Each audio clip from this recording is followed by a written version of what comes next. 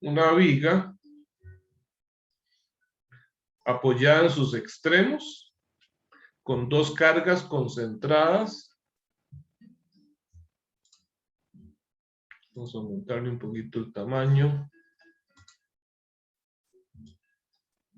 Ahí está mejor. Es esta viga, tiene dos cargas concentradas, pero distribuidas simétricamente, y también sus magnitudes son simétricas. Ambas son de magnitud 15.000 libras. Y el dibujo de arriba es el área transversal.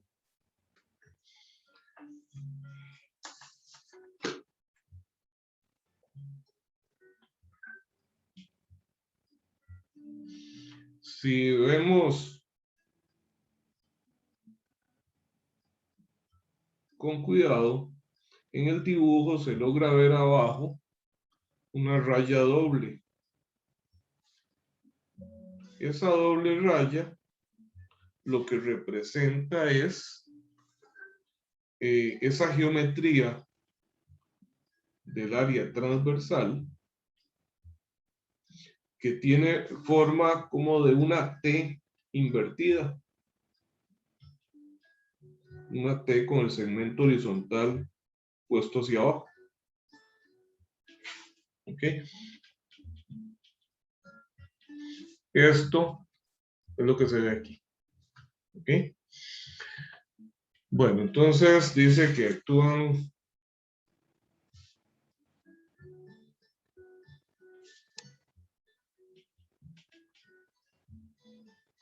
dos fuerzas de 15.000 libras.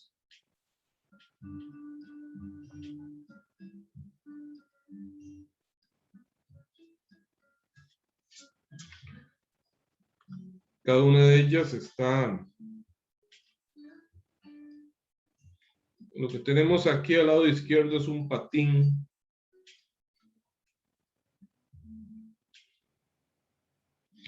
Cada una de las fuerzas aplicadas se encuentra a la misma distancia de los extremos más cercanos.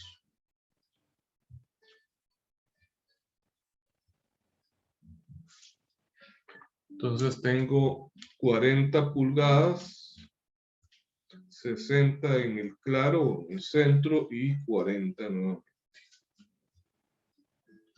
Las dimensiones del área transversal dice que son el espesor de esa aleta de abajo es de 2 pulgadas. El ancho de cada una de estas partes, aunque en mi dibujo no lo parece, es de 3 pulgadas cada uno.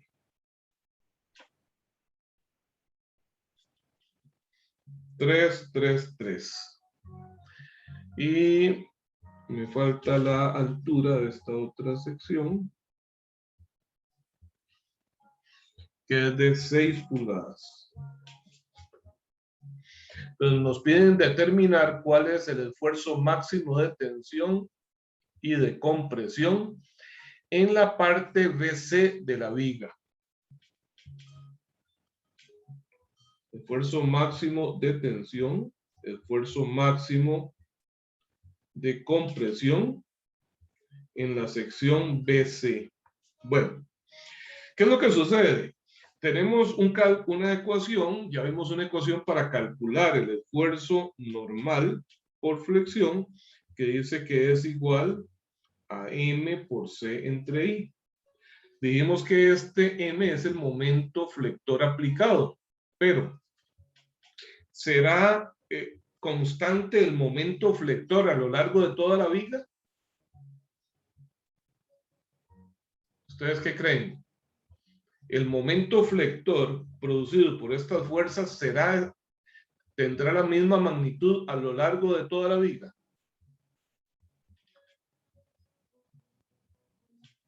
No, profe.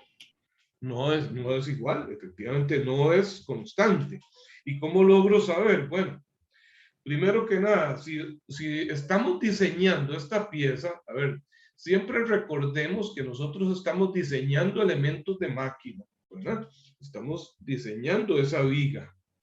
¿Y qué es lo que queremos en nuestro diseño? Pues que la pieza no falle, ¿verdad? Que la pieza no vaya a fallar, porque excedimos el esfuerzo máximo que el material puede soportar. Entonces, ¿cuál momento, si el momento no es constante a lo largo de toda la viga, cuál momento creen ustedes que deberíamos de utilizar acá? ¿Cuál de todos los posibles valores de momento que haya a lo largo de la viga creen ustedes que sea el que tengo que utilizar para efectos de diseño?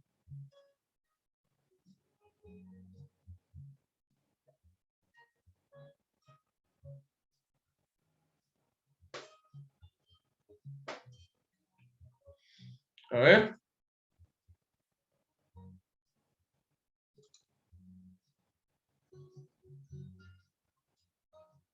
Profe, Sí. es que no me queda claro por qué no es constante.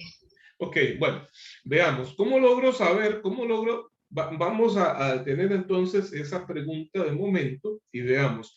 Voy a cambiárselas por otra. ¿Cómo logro saber el comportamiento de los momentos flectores a lo largo de esa viga? ¿De qué manera podría averiguar cómo son los momentos flectores que se generan en esta viga producto de estas dos fuerzas? ¿Se hace un corte? No. ¿Hago un corte? Bueno, ¿qué más? ¿Está bien? ¿Qué otra cosa podría ser? ¿De qué forma puedo ver gráficamente la variación de los momentos?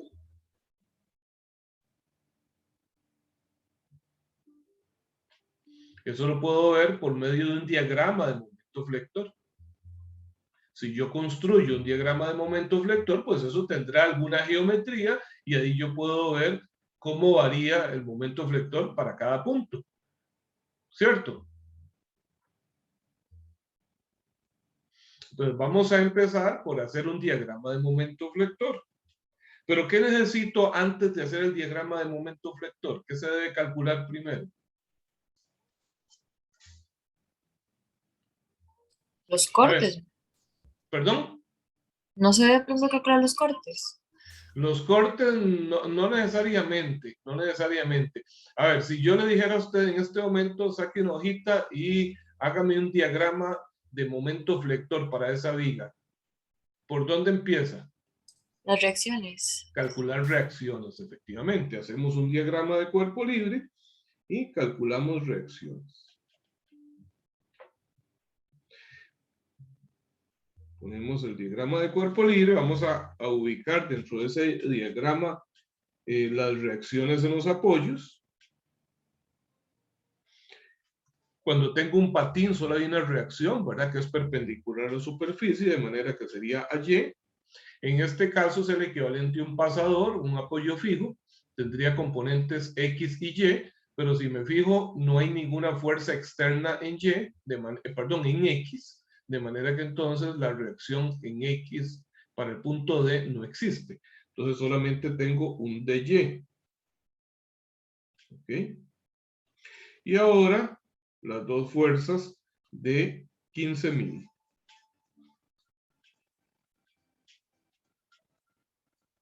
¿Hay alguna simplificación que podamos hacer observando la simetría que hay en esta viga? ¿Hay alguna simplificación que podamos hacer para calcular la magnitud de las reacciones? Esa simetría en cuanto a la distribución de las cargas y sus magnitudes iguales, ¿nos simplifica algo el cálculo de las reacciones AY y DY? ¿O necesariamente tengo que hacer sumatoria de fuerzas en Y, sumatoria de momentos y todo eso?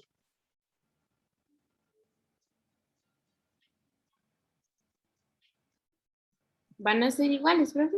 Van a ser iguales. ¿Por qué van a ser iguales? Bueno, primero que nada, si digo AY más DY es igual a 15 más 15, es igual a 30. Pero como las dos fuerzas están, cada una de ellas están a la misma distancia de los extremos, entonces efectivamente van a ser iguales. no es indispensable hacer ese planteo de ecuaciones. Sin embargo, si ustedes no lo tienen claro, pues sí tienen que hacer plantear las ecuaciones. Entonces aquí sencillamente vamos a decir que por simetría AY es igual a DY y es igual a 15.000. Bien, entonces voy a empezar ahora con un diagrama de fuerzas cortantes.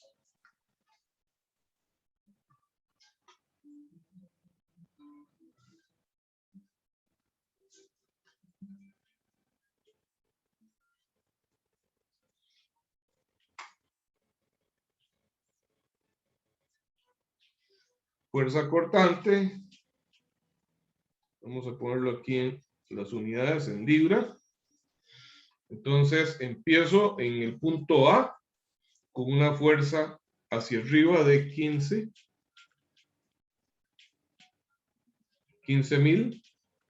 Se mantiene constante hasta el punto B. Ahora baja 15.000 de manera que llego a 0. Se mantiene constante. Baja ahora 15.000 en el punto C, de manera que llego a menos 15.000. Se mantiene constante hasta el extremo D, en donde vuelve a aplicarse una DY positiva de 15.000 y eso me cierra el diagrama. Esto me va a generar dos áreas, a las cuales voy a llamar 1 y 2.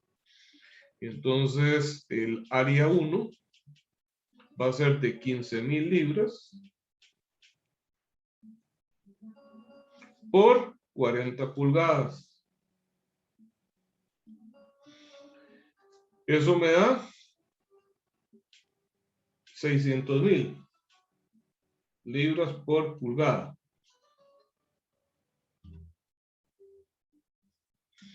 El área 2 va a ser de menos 15.000 libras por 40 pulgadas. Y eso me da menos 600.000 libras por pulgada. A partir de acá, ahora puedo hacer mi diagrama de momento flector.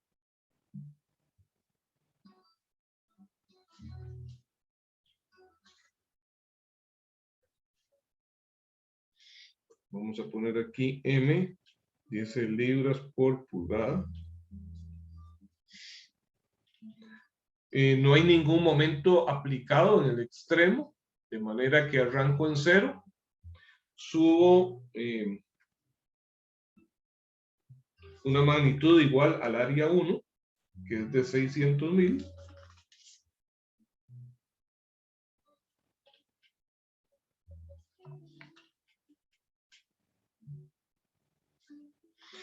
Aquí se mantiene constante.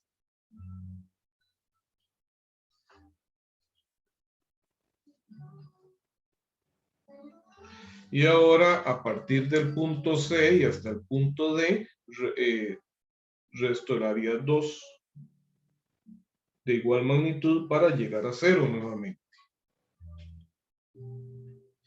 De modo que entonces, ya con esta gráfica, yo podría determinar el momento flector en cualquier punto. A, B, C o D o cualquier punto intermedio. ¿Verdad? ¿Qué pasaría si yo les digo que me calculen cuál es el momento flector acá, en un punto ubicado a 20 pulgadas de A, o sea, a la mitad? ¿Qué harían?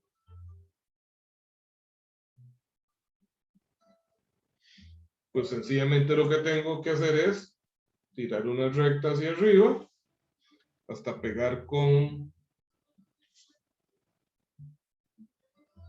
la recta, ¿verdad?, que define la ecuación, y de aquí leo este valor.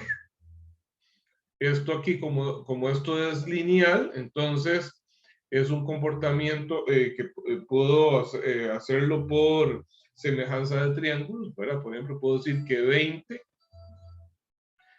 que es la base de este triángulo pequeño, es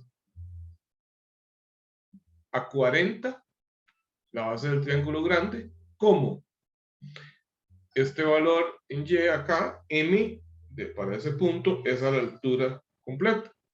Entonces, como esto es la mitad de la base, este punto será la mitad de la altura. Entonces, este punto me va a dar 300.000, por ejemplo. Bueno, lo cierto es que gracias a la curva, en este caso, pues, obedece a un comportamiento rectilíneo del diagrama de momentos, de ahí puedo leer el momento en cualquier punto.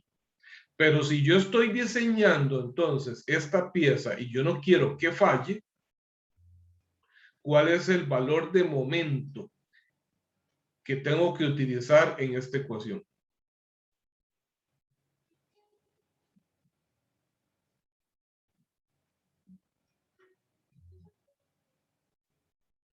¿Será el momento para el punto A, para el B, el C o el D o algún otro punto por ahí intermedio?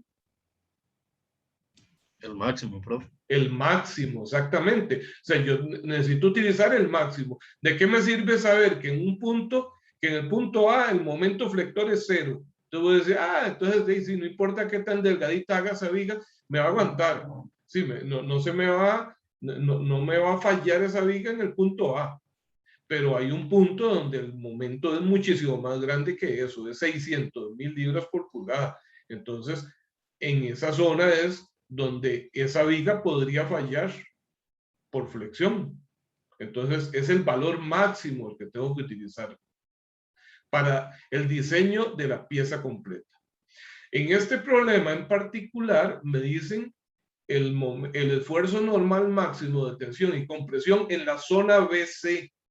Entonces, ¿qué necesito de la zona BC? Saber cuál es el momento máximo, el momento flector máximo en la zona comprendida entre los puntos B y C. ¿Ok?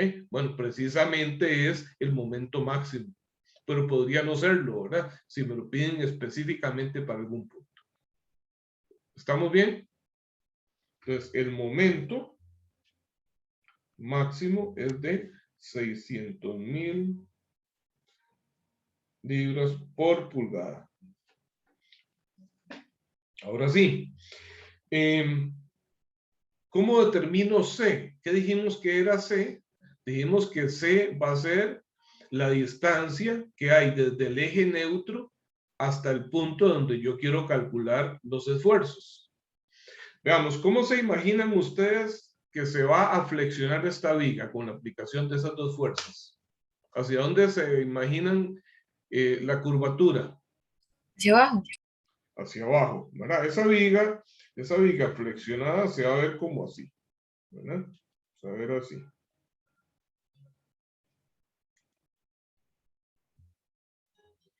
De modo que tengo compresión arriba y tensión abajo.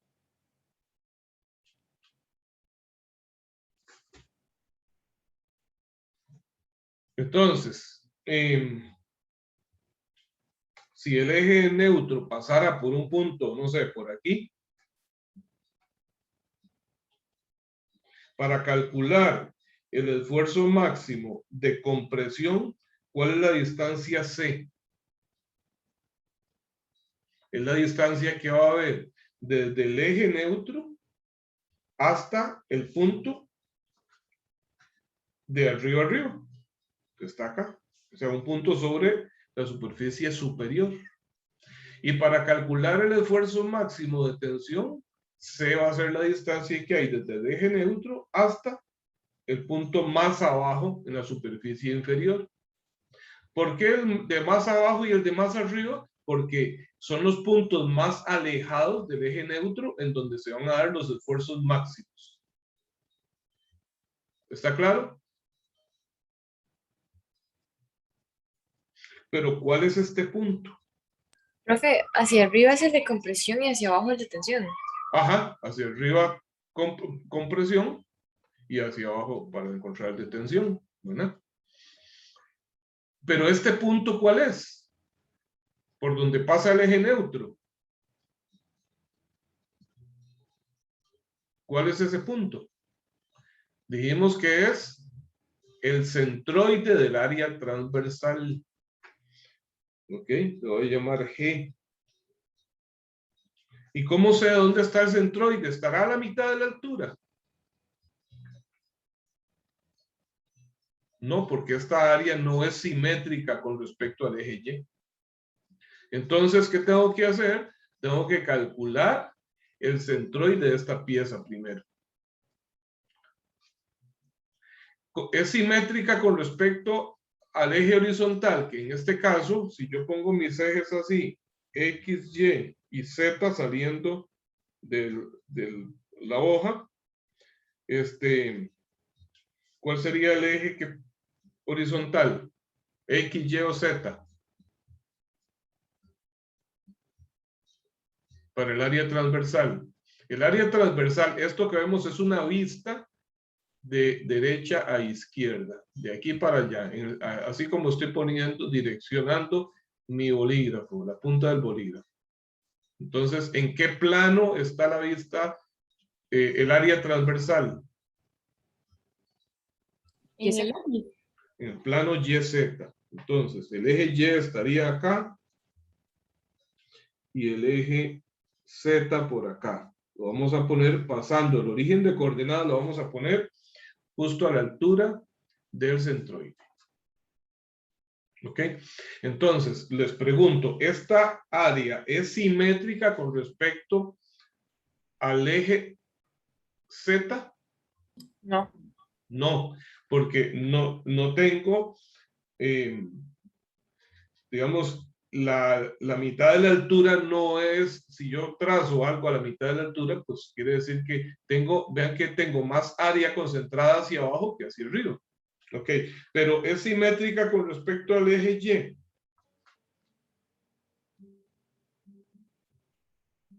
En ese caso, si yo paso el eje Y por acá, vean que tengo la misma área hacia la derecha que hacia la izquierda. Ahí sí es simétrico. Entonces, con toda seguridad, yo sé que el centroide estará ubicado sobre esta línea, ¿verdad?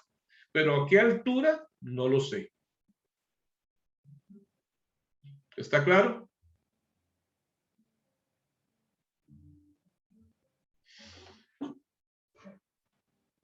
¿Está claro eso? La simetría del área. Me parece sí. Bien, entonces vamos a calcular la ubicación de este punto G. ¿Ok? Vamos a ver a qué altura está de la base. Para ello, entonces vamos a poner acá cálculo del centroide.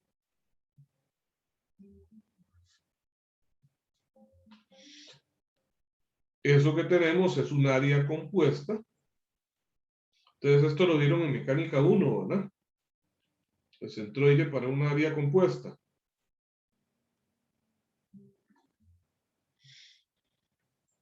Eso está compuesto por un área que le llamo 1 y un área que le llamo 2.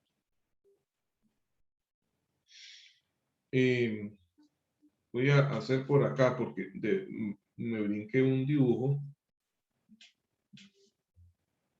O sea, esta es la forma en que voy a dividir esa área transversal que tiene forma de T.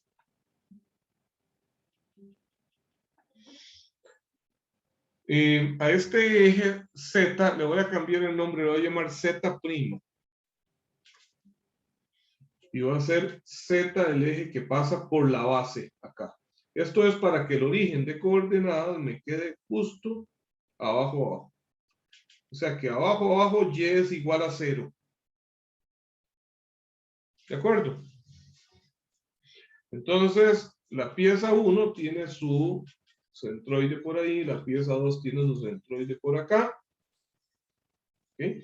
Entonces vamos a hacer una tablita donde vamos a poner elemento Y barra, área, Y barra por A. Entonces el elemento número 1, ¿cuánto es el Y barra de esta pieza? O sea, ¿a qué altura, a partir del origen, se encuentra el centroide de esa pieza? Ubiquémoslo aquí también, 1 y aquí el otro. La pieza número 1, ¿a qué altura se encuentra el centroide de la pieza número 1? Veamos que esto mide 6 pulgadas y esto mide 2. ¿Ok? Entonces, de aquí abajo hasta hacia arriba, ¿qué distancia hay? Ahí está este punto. 5 pulgadas, profe. Vamos a ver. El centroide de esta pieza está a la mitad de su altura, que sería 3 pulgadas, pero la base está 2 pulgadas por encima del origen. Entonces, efectivamente es 3 más 2, 5 pulgadas. Muy bien.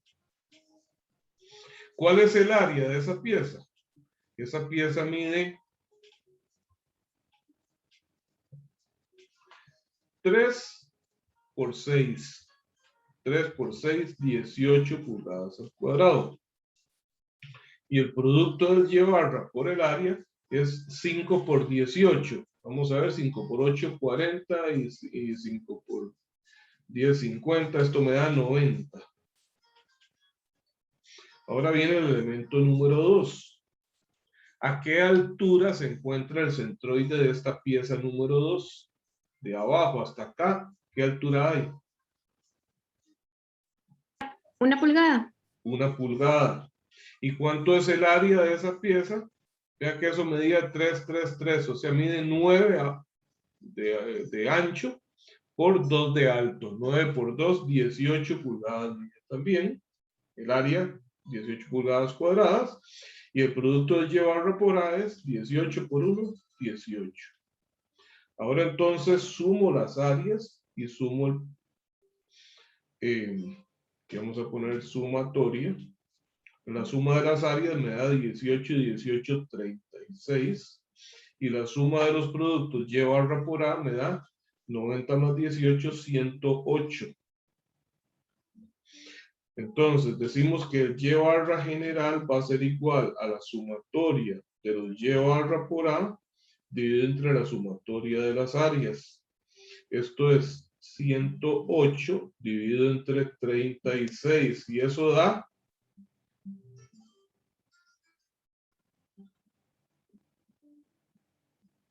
¿Cuánto es 108 sobre 36?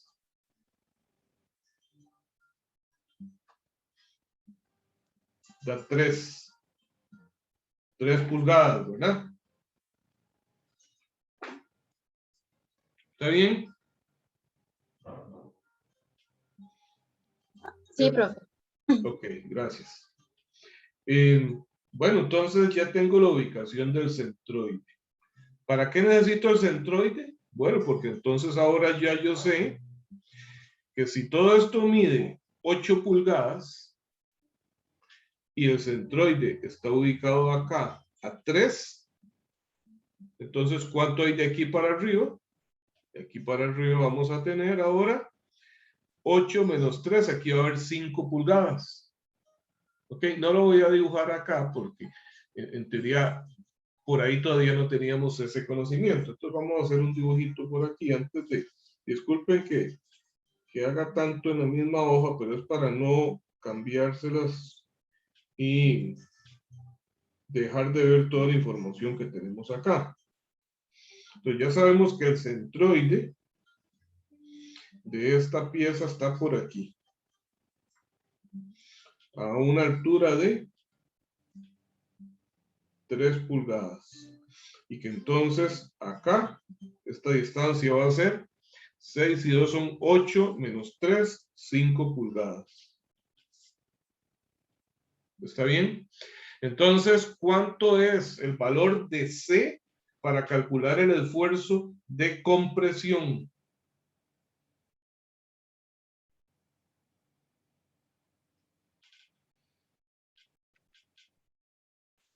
Los valores de C van a ser medidos desde el centroide hasta la superficie de arriba y hasta la superficie de abajo.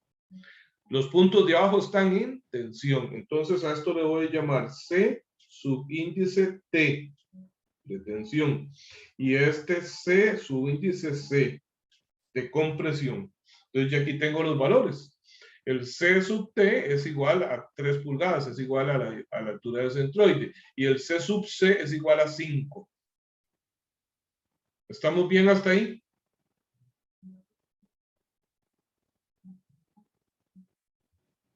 Sí, profe. Ok. Ahora nos falta, ya tengo esto y nos falta el momento de inercia. Entonces dice que es, voy a ponerle la hojita anterior, aquí dice, y es el momento de inercia del área transversal alrededor del eje en que se aplica el momento flector. ¿Cuál es el eje en que se aplica el momento flector? Aquí. X, Y o Z.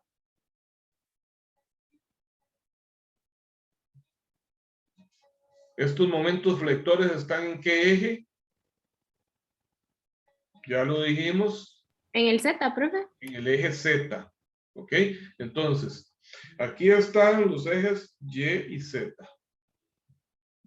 Entonces, el momento de inercia que tenemos acá tiene que coincidir con el mismo eje en que está el momento. Es con respecto al eje Z.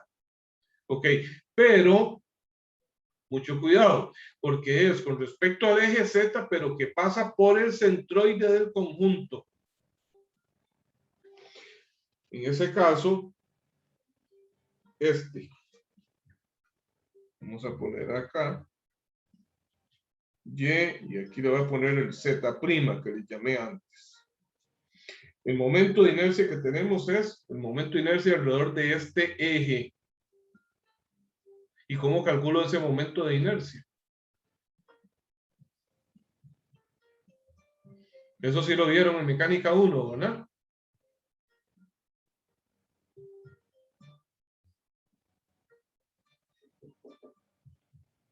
A ver.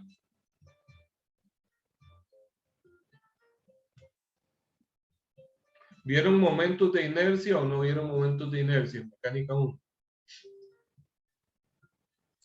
Sí, profe. Ok. ¿Y si vieron este cálculo de centroides también de figuras compuestas? Sí. Ok. Bueno, yo no, nunca les voy a nunca voy a dar por asumido un tema que ustedes no hayan cubierto, porque yo necesito de su retroalimentación. Me preocupo cuando no contestan. Y en todo caso, pues vean que no me lo estoy sacando ahí de la manga. El cálculo de este centroide, estoy haciendo el cálculo y ahora pues vamos a hacer igual el cálculo del momento de inercia, pero yo quiero saber cómo están sus bases en estas cosas. No me voy a brincar ningún procedimiento. Entonces, vamos a ver el cálculo de ese momento de inercia.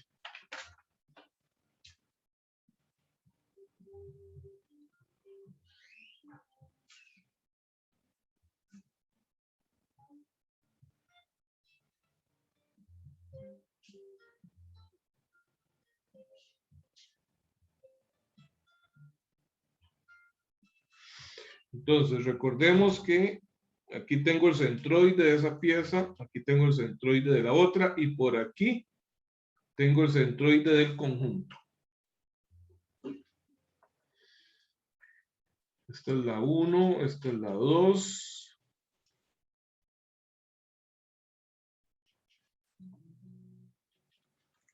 Eje Y. Y aquí va a ser el eje Z'.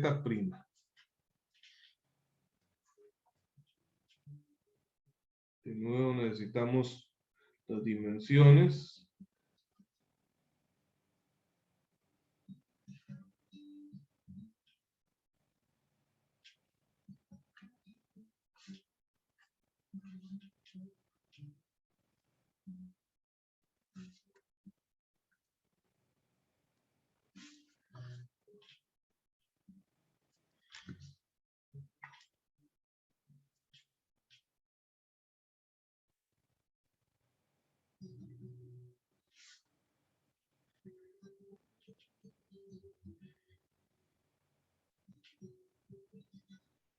Esto tenía una altura de 2 pulgadas. Esto está a 3. La altura de esa pieza 6. Esta distancia es de 9.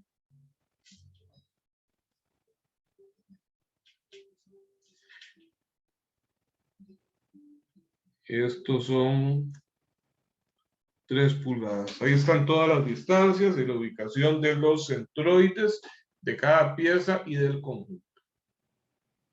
Bien, entonces, vamos a ver, decimos que el momento de inercia total es igual a la suma del momento de inercia I1 más el momento de inercia del elemento 2.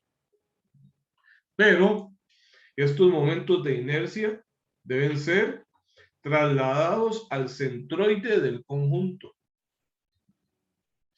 Entonces, para ello se utilizan ejes paralelos.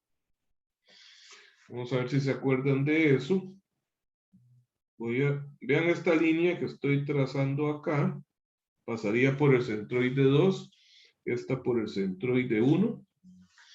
Y entonces voy a definir estas dos distancias, vean, del centroide 1 al centroide del conjunto, del centroide 2 al centroide del conjunto. A esta distancia le llamo D1 y a esta le llamo D2. Entonces, I1, vamos a ver, si ustedes se van a las tablas de momentos de inercia, vamos a poner aquí tabla de momentos de inercia. Primero que nada, ahí desaparecen los ejes de esta manera. X y Y. Eso está en el libro, lo pueden buscar ahí para que vean los valores que aparecen. Les invito a hacerlo conmigo, por favor, si tienen el libro ahí a mano, búsquense eso.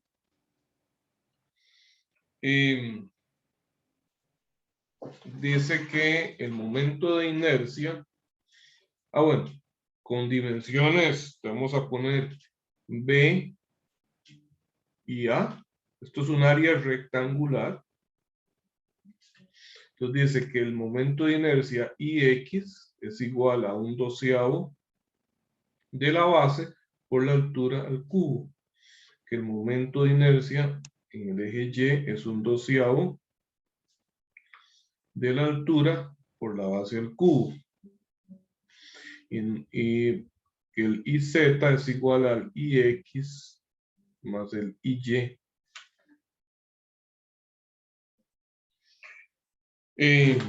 Entonces, yo necesito aquí el momento de inercia de cada una de esas piezas alrededor del eje Z.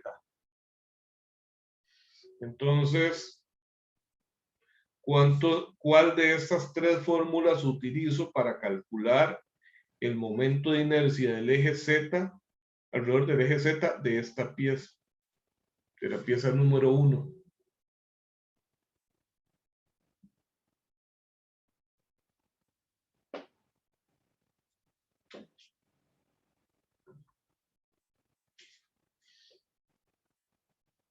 Los escucho, a ver. Va de nuevo la pregunta.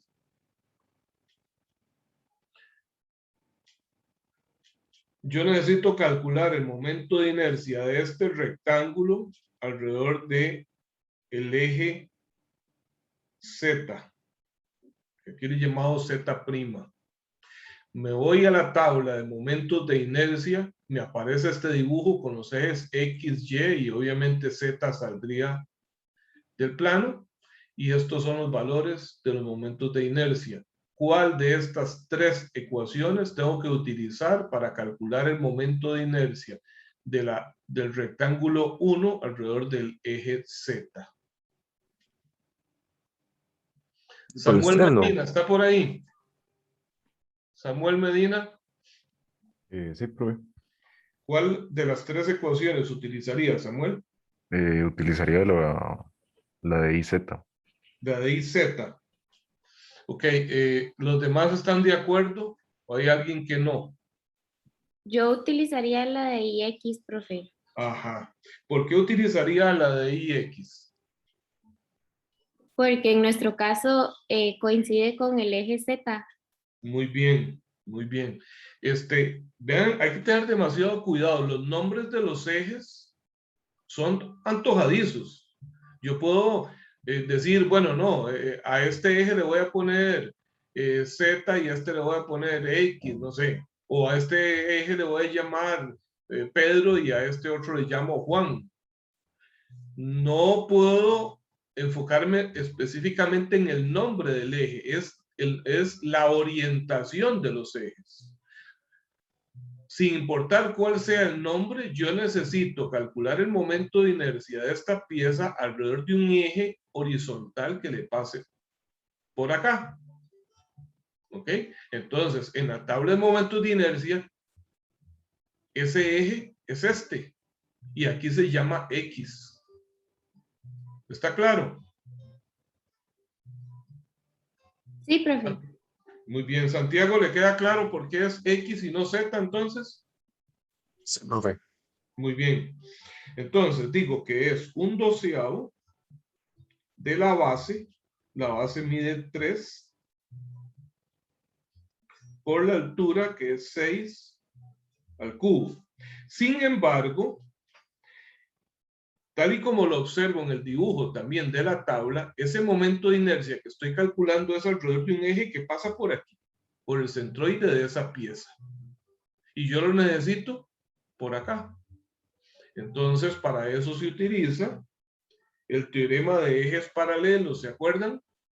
Que es igual, entonces, más el área por una distancia al cuadrado. Vamos a ponerle área 1 y d1 al cuadrado. Esa distancia es la distancia que hay entre el centroide de esa pieza y el centroide del conjunto, ¿verdad? O el centroide del eje, perdón, la ubicación del eje en donde yo quiero trasladar ese momento de inercia. Entonces, esta área, pues es el área de esto que es de 3 por 6. Y esa distancia de 1 es esto de acá. ¿Cuánto es esta distancia? ¿Cuánto será esa distancia? Veamos. Esta altura de aquí hasta abajo, ¿cuánto es? Esa altura de aquí hasta abajo, ¿cuánto era? Eso es el y barra de esa pieza, que aquí lo hemos puesto, que es 5. Que es la mitad de 6, 3 más 2 es 5. De aquí hasta abajo hay 5. Y de aquí, de la base hasta este punto, que es el centroide del conjunto, hay 3. Aquí hay 5. Y de aquí hasta aquí hay 3. Entonces, de 1 es 2. De modo que I1 es un 12avo. Vamos a ver. Bueno, planteémoslo, no importa así, de nuevo. Más 18 por 2 al cuadrado. ¿Ok? ¿Cuánto da eso?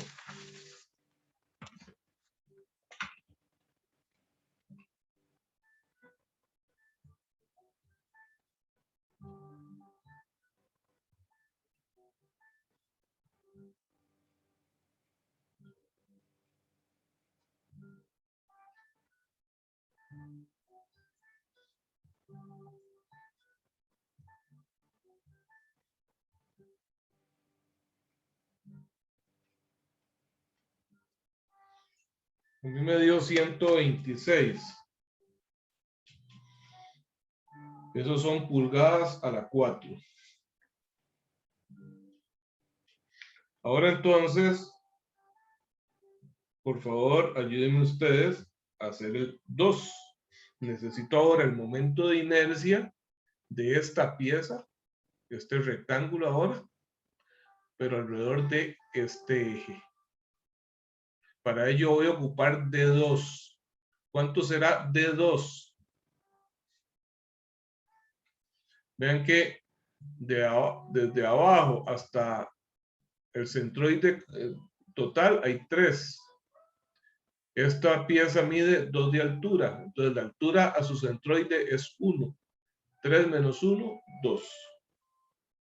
Vamos a anotar acá que D2 también es 2 pulgadas. Ok, entonces ahora ustedes me van a decir cuánto es este momento de inercia de la pieza de 2 alrededor de ese eje.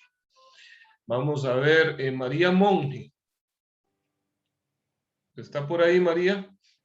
Sí, profe. Ok, veamos entonces. Momento de inercia es de un rectángulo, ¿verdad?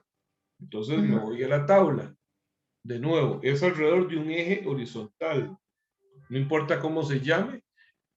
En mi dibujo, en la tabla, ese eje horizontal es X. Entonces, IX.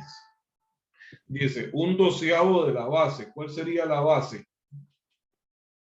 ¿Cuál es la medida de la base de este rectángulo? 9. 9. Y su altura al cubo. ¿Cuánto es la altura? 3. 3. 2, perdón. 2. Por 2 a la 3. Ok, ahora dice, más el área. ¿Cuál es el área de ese rectángulo? ¿Cuánto por cuánto? 9 por 2. 9 por 2, 18. Entonces, y por la distancia, que en este caso no sería D1, sino D2, que es lo que hay entre su centroide y el centroide del conjunto, que ya vimos que era 2 pulgadas, por 2 al cuadrado. ¿Está bien? Bueno, veamos cuánto nos da esto.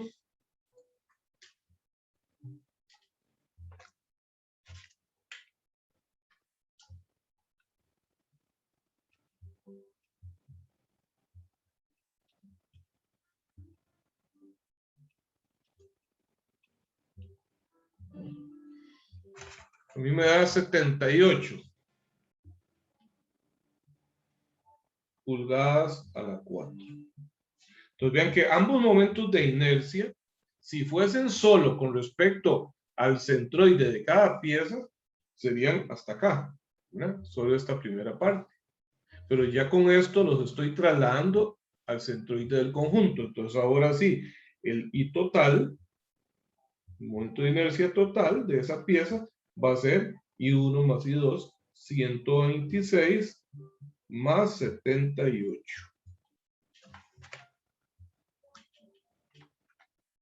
Y eso nos da 204 pulgadas a la 4.